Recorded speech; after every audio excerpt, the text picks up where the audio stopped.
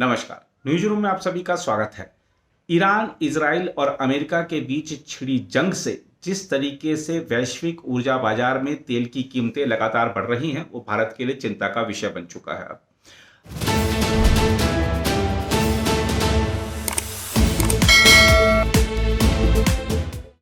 हम सब जानते हैं कि भारत का जो ऊर्जा आयात बिल है वो भारी भरकम रहता है।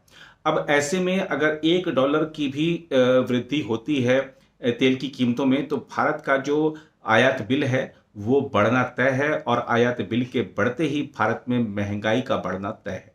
और किसी भी सरकार के लिए महंगाई का बढ़ना कितना चुनौतीपूर्ण होता है, ये बात जगजाहिर है। और जिस तरीके से अगर हम देखें, रशिया यूक्रेन युद्ध के बाद से प्रधानमंत्री नरेंद्र मोदी ने भारत में तेल की कीमतों को नियंत्रित रखने के लिए रशिया से तेल खरीदा और यहाँ पर तेल की कीमतें नियंत्रित रहीं। अगर आप पिछले काफ़ी लंबे समय में देखें तो काफ़ी अरसा हो गया है जब तेल की कीमतों में वृद्धि भारत में नहीं हुई है। लगभग उसी स्तर पर कीमतें स्थिर बनी हुई हैं। लेकिन आगे भी ऐसा होगा क्या, इस पर सवाल इसलिए उठ रहा है क्योंकि लगातार वैश्विक ऊर्जा बाजार में तेल की कीमतें बढ़ रही हैं।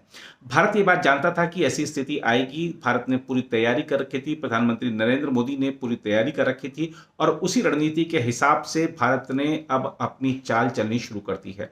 क्योंकि इस वैश्विक उथल पुथल के दौर में भारत में तेल की कीमतें नियंत्रित रखना बहुत ज़्यादा जरूरी होगा। तो भारत इसके लिए क्या कर रहा है, ये हम आपको बताएंगे अपनी इस रिपोर्ट में। लेकिन हम आपको ये बता दें कि पेट्रोलियम मंत्री का एक बयान आया है जिसमें उन्होंने कहा है कि हमारे पास अच्छा खासा रिजर्व है, तो चिंता की कोई बात नहीं है। हालांकि ये भी एक तथ्य है कि रिजर्व का इस्तेमाल साधारणतः सामान्य परिस्थितियों में नहीं किया जाता है। इसलिए भारत अब अपनी जो ऊर्जा आयात की जो विविध स्रोत हैं उनका कैसे उपयोग करके भारत में तेल की कीमतों को नियंत्रित रखता है, ये देखने वाली बात होगी। और अब यही मोदी सरकार की एक सबसे बड़ी परीक्षा भी होगी। तो आइए इस रिपोर्ट के माध्यम से समझते हैं कि प्रधानमंत्री नरेंद्र मोदी तेल की कीमतों को नियंत्रित रखने के लिए क्या बड़े और कड़े कदम उठा रहे हैं। मध्य पूर्व में जारी संघर्ष ने वैश्विक ऊर्जा बाजारों में अस्थिरता बढ़ा दी है। अमेरिका, इजराइल और ईरान के बीच बढ़ते तनाव ने कच्चे तेल की आपूर्ति को प्रभावित किया है, जिसका सीधा असर तेल आयात पर निर्भर देशों पर पड़ रहा है। दुनिया के सबसे बड़े ऊर्जा आयातकों में शामिल भारत ने संभावित आर्थिक झटके से निपटने के लिए तैयारी तेज कर दी है। विशेष चिंता का विषय है स्ट्रेट ऑफ हॉर्मुज, जो वैश्विक तेल आपूर्ति का एक प्रमुख समुद्री मार्ग है। खाड़ी क्षेत्र से निकलने वाला बड़ा हिस्सा इसी रास्ते से होकर गुजरता है।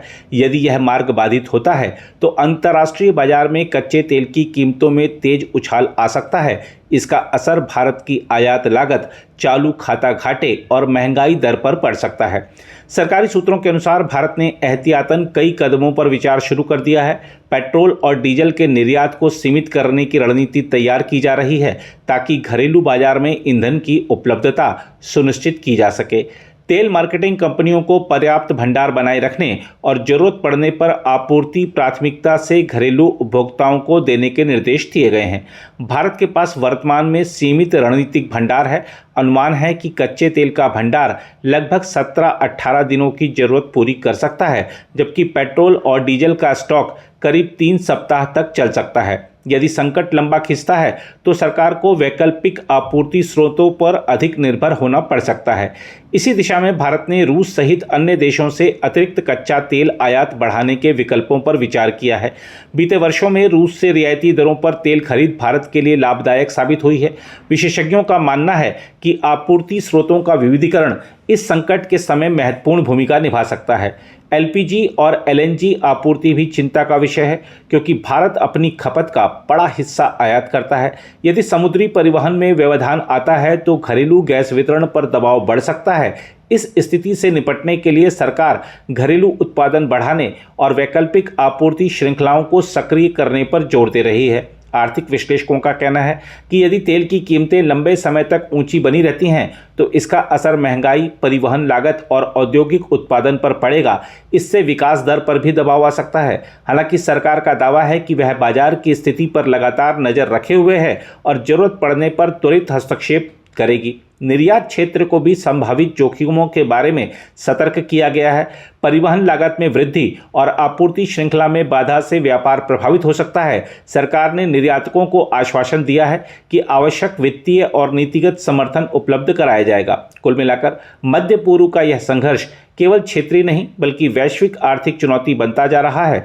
भारत ने समय रहते रणनीतिक कदम उठाने शुरू कर दिए हैं ताकि ऊर्जा सुरक्षा और आर्थिक स्थिरता को बनाए रखा जा सके।